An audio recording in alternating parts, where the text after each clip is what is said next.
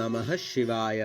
श्री शिव महापुराण रुद्र संहिता पार्वती खंड अध्याय 109। तारकासुर की उत्पत्ति के प्रसंग में दितिपुत्र वज्रांग की कथा, उनकी तपस्या तथा वर प्राप्ति का वर्णन।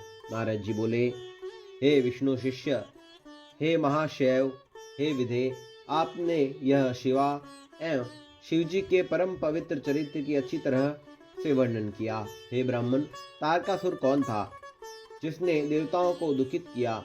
वह किसका पुत्र था? शिवजी से संबंधित उस कथा को आप मुझसे कहिए। जितेंद्रिय शंकर ने किस प्रकार कामदेव को भस्म किया, भगवान शंकर के इस अद्भुत चरित्र का भी प्रसन्नता पूर्वक आप वर्णन कीजिए। जगत से परे आदि शक्ति पार्वती ने किस प्रकार अत्यंत कठोर तप किया और अपने सुख के लिए उन्होंने शंकर को किस प्रकार पति रूप में प्राप्त किया। हे महाज्ञानी, आप मुझे श्रद्धावान तथा शिव भक्त अपने पुत्र से यह संपूर्ण चरित्र विशेष रूप से कहिए। ब्रह्मा जी बोले, हे पुत्रवर्य, हे महाप्राज्ञ, हे सुरषे, हे प्रशंसनीय व्रत वाले, मैं शंकर का स्मरण कर उनके संपूर्ण चरित्र का वर्णन कर रहा हूँ, आप सुने। हे नारद, सबसे पहले आप तारकासुर की उत्पत्ति को सुनिए, जिसके वध के लिए देवताओं ने शिव का आश्रय लेकर बड़ा यत्न किया था। मेरे पुत्र जो मरीचि थे, उनके पुत्र कश्यप हुए। उनकी 13 स्त्रियां थी जो दक्ष की कन्याएं थी। उनकी सबसे बड़ी पत्नी दिति थी, जिसके 2 पुत्र हुए। उनमें हिरण्यकशिपु ज्येष्ठ तथा हिरण्याक्ष छोटा था। भगवान विष्णु ने नरसिंह तथा वराह रूप धारण कर अत्यंत दुख देने वाले उन दोनों का वध किया। तत्पश्चात देवगण निर्भय और सुखी रहने लगे। इससे दिति दुखी हुई और वह कश्यप की शरण में गई। उस पतिव्रता ने उनकी सेवा कर भक्तिपूर्वक पुनः गर्भ धारण किया। यह जानकर महान परिश्रमी देवराज इंद्र ने अवसर पाकर उसके गर्भ में प्रविष्ट होकर वज्र से उनके गर्भ के टुकड़े टुकड़े कर दिए, किंतु उसके व्रत के प्रभाव से उसका गर्भ नहीं मरा और देवयोग से सोती हुई उसके गर्भ से 49 पुत्र उत्पन्न हुए। वे सभी पुत्र मरुत नाम के देवता हुए और स्वर्ग को चले गए। देवराज ने उन्हें अपना लिया। तब दिति अपने कर्म से अनुलुप्त हो पुनः उनकी सेवा करने लगी और उनसे महान सेवा से उस मुनि को प्रसन्न कर लिया। कश्यप बोले, हे भद्रे, यदि तुम पवित्र होकर ब्रह्म के 10,000 वर्ष पर्यंत तपस्या करो तो तुम्हारे गर्भ से पुनः महापराक्रमी पुत्र का जन्म हो सकता है। हे मुने, दिति ने श्रद्धा के साथ जब तपस्या पूरी की तब अपने पति के गर्भ धारण कर वैसा ही पुत्र उत्पन्न किया। अपने पति से गर्भ धारण कर वैसा ही पुत्र उत्पन्न किया। दिति का वह पुत्र देवताओं के समान था। वह वज्रांग नाम से विख्यात हुआ। उसका शरीर नाम के अनुसार ही वज्र के समान ही था। वह जन्म से महाप्रतापी और बलवान था। उस पुत्र ने अपनी माता की आज्ञा से बलपूर्वक देवराज इंद्र तथा देवताओं को भी पकड़कर अनेक प्रकार का दंड दिया।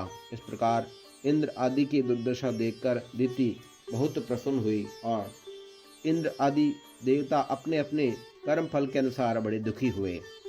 तब देवताओं की सदा भलाई करने वाले मैंने कश्यप को साथ लेकर वहां पहुंचकर शांति की बात कहकर देवताओं को उस वज्रांग से छुड़ाया। तत्पश्चात शुद्ध आत्मा निर्विकार वह शिव भक्त वज्रांग देवताओं को मुक्त करके प्रसन्नचित होकर आदर पूर्वक कहने लगा। वज्रांग बोला, यह इंद्र बड़ा स्वार्थी और दुष्ट है। उसने ही मेरी माता की संतानों को नष्ट किया है। इसको अपने कर्म का फल मिला। अब यह अपना राज्य पालन करे।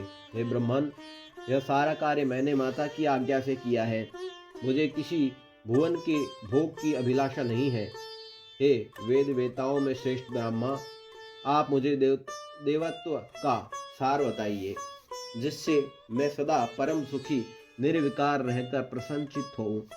हे मुने, यह सुनकर मैंने उससे कहा, जो सात्विक भाव है वही तत्वसार है। मैंने तुम्हारे लिए प्रसन्नतापूर्वक एक सुंदर स्त्री का निर्माण किया है। वह वारांगी नाम वाली स्त्री को मैंने उस द्वितीय पुत्र को प्रदान करके पिता को अत्यंत प्रसन्न कर मैं अपने घर चला गया और कश्यप भी अपने स्थान को लौट गए। तब वह दैत्य वज्रांग सात्विक भाव से युक्त हो गया और राक्षसी भाव को छोड़कर वैर रहित हो सुख भोगने लगा। किंतु वरांगी के हृदय में सात्विक भाव का उदय नहीं हुआ और वह सकाम होकर श्रद्धापूर्वक अपने पति की अनेक प्रकार से सेवा करने लगी। वरांगी का पति महाप्रभु वह वज्रांग उसकी सेवा से संतुष्ट हो गया और उससे कहने लगा, वज्रांग बोला, हे प्रिय, तुम क्या चाहती हो? तुम्हारे मन में क्या है विचार है, मुझे बताइए। तब उसने विनम्र होकर पति से अपने मनोरथ को कहा। वरांगी बोली, हे सतपते, यदि आप मुझसे प्रसन्न हैं तो मुझे ऐसा पुत्र दीजिए जो महाबली, त्रिलोक को जीतने वाला तथा इंद्र को दुख देने वाला हो।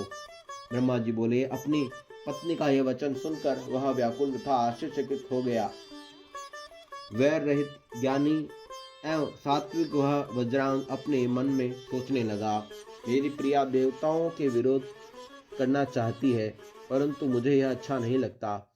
अब मैं क्या करूं, कहाँ जाऊं और कौन सा ऐसा उपाय करूं जिससे मेरी प्रतिज्ञा नष्ट न हो।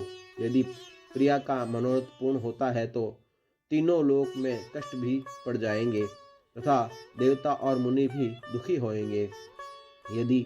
परंतु यदि प्रिया का मनोरथ पूर्ण नहीं किया तो मुझे नरक भोगना पड़ेगा।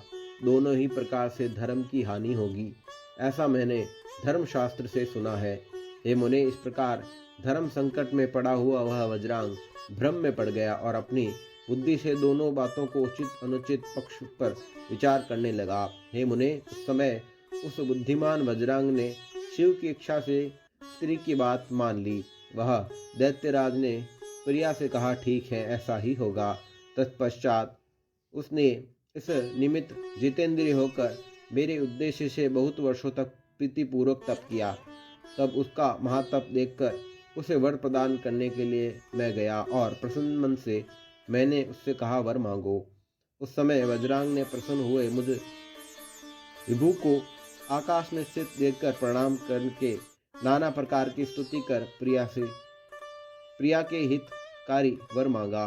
वज्रांग बोला, हे प्रभु, आप मुझे ऐसा वर पुत्र दीजिए जो अपनी माता का तथा मेरा परम हित करने वाला, महाबली, महाप्रतापी, सर्वसमर्थ और तपोनिधि हो। ब्रह्मा जी बोले, हे मुने, उसका यह वचन सुनकर मैंने तथास्तु कहा और इस प्रकार उसे वर देकर शिव का स्मरण करते हुए उदास होकर मैं अपने स्थान को लौट आया। ओम नमः शिवाय। श्री शिव महापुराण रुद्र संहिता पार्वती खंड अध्याय 109 संपूर्ण हुआ।